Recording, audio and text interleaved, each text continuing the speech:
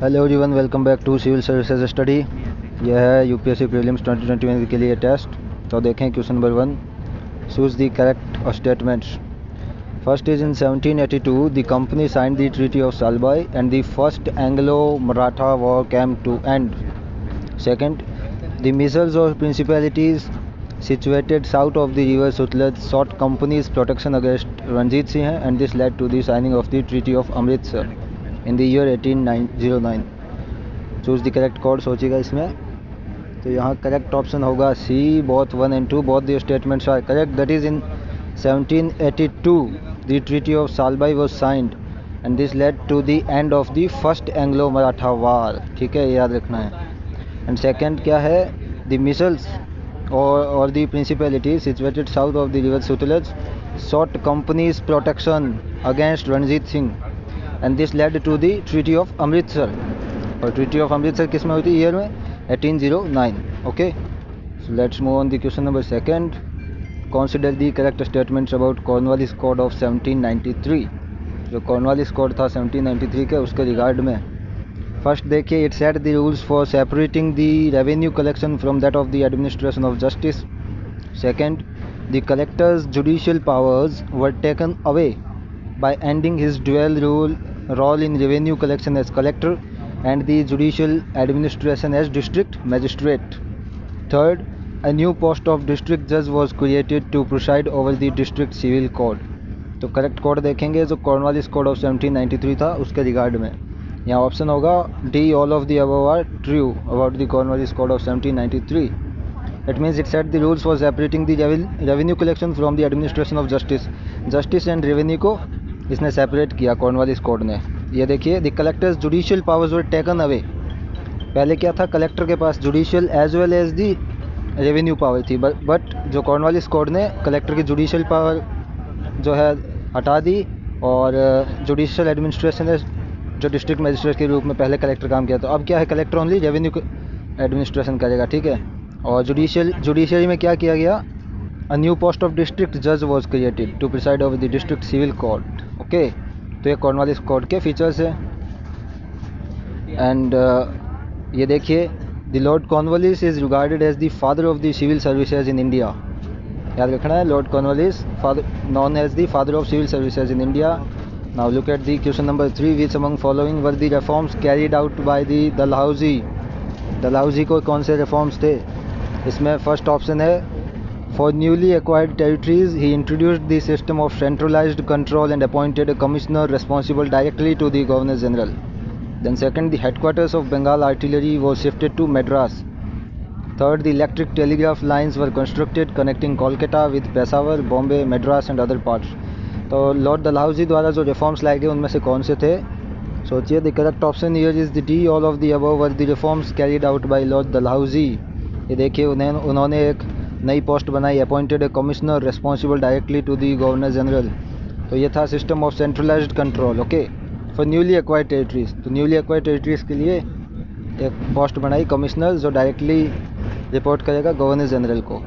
And the headquarters of Bengal artillery was shifted to Madras, ये important बनता है। And also the electric telegraph lines were constructed during the term of Dalhousie. ठीक है, और other reforms थे Dalhousie के।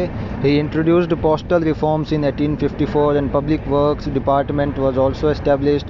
The Gorkha regiment was raised and the railway development हुआ था उस समय, फर्स्ट रेल चली थी हिंदुस्तान की। तो ये सब डलहौजी रिफॉर्म्स थे। ओके, क्वेश्चन 4 देखेंगे, which among following statement is correct, choose the correct code. First देखिए, Warren Hastings the first governor general of Bengal founded Kolkata madrasa for providing training to Muslims in Islamic law. Second, Jonathan Duncan founded the Sanskrit college in Banaras. तो इसमें से कौन सा सही होगा, here the correct option is C, both of the statements are correct. Warren Hastings जो first governor general of Bengal थे, उन्होंने कोलकाता में एक कोलकाता मदरसा सेटअप की थी to train the Muslims in Islamic laws. And जो थे ये Jonathan Duncan, he founded the Sanskrit college in Banaras. Okay, let's move on to the question number 5। Consider the correct statements about the Ryotwari settlement. Okay, and choose the correct code. Ryotwari settlement के regard में, the settlement was introduced in Madras, Bombay, Sindh, Assam and covered 51 percentage territory of British India and it was suggested by Munro and Reed. Second, the revenue relationship was settled directly with the peasants and no intermediary class was introduced. Third, the land revenues were revised every 30 years. तो इसमें ये correct option होगा, यहाँ होगा D, all of the above are correct with regard to the Ryotwari settlement. तो इसमें ये introduce किया था मुनरो एंड रीड ने, एंड ये मद्रास, बॉम्बे, सिंध एंड असम में इंट्रोड्यूस किया गया था 51% territory of the British India में। और ये जो था इसमें revenue relationship was settle directly with the peasants, no intermediate class was introduce. The land revenues were revised every 30 year, periodical इसमें जो था रिविजन के लिए लैंड रेवेन्यू को रिवाइज करने का एक प्रोविज़न डाला गया। ठीक है, तो ये था, ये देखेंगे इसका। This settlement failed to provide any relief to peasantry class because land revenue was fixed very high and some time it crossed even more than 70% of the total production. So जो ये रेट वाली settlement था यह भी fail ही हो गया था। Now move on to question number 6। This is which among is are the features of Brahmo Samaj. Brahmo Samaj के रिगार्ड में first it denounced the polytheism and idol worship, it supported the caste system, third it discarded faith in divine avatars. तो ब्रह्म समाज के regard में कौन सा सही होगा?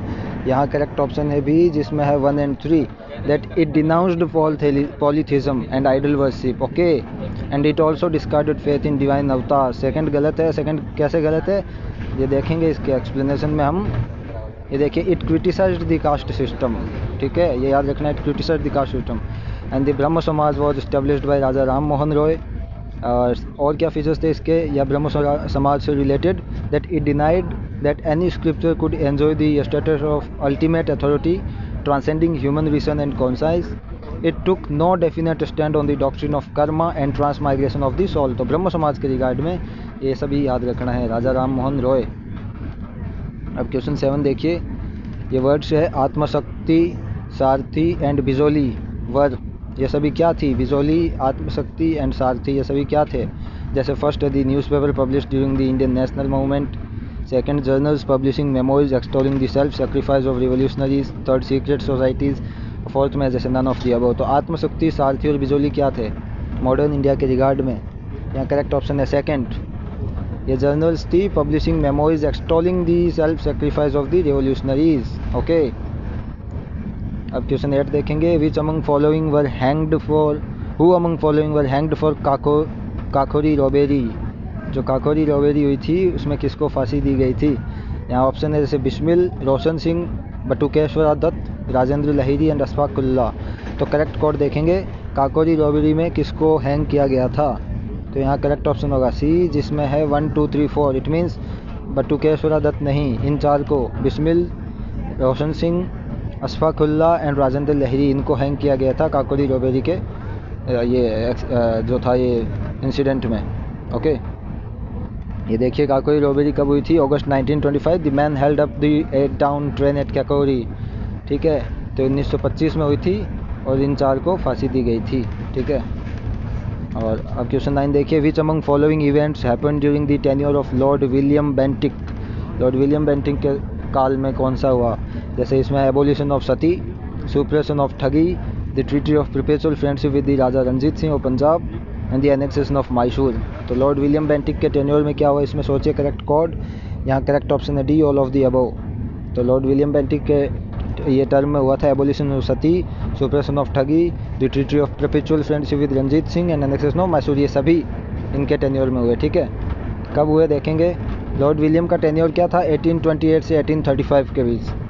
और एबोलिशन ऑफ सती हुई 1829 में, सुप्रेशन ऑफ ठगी 1830, एनेक्सेशन ऑफ मैसूर 1831।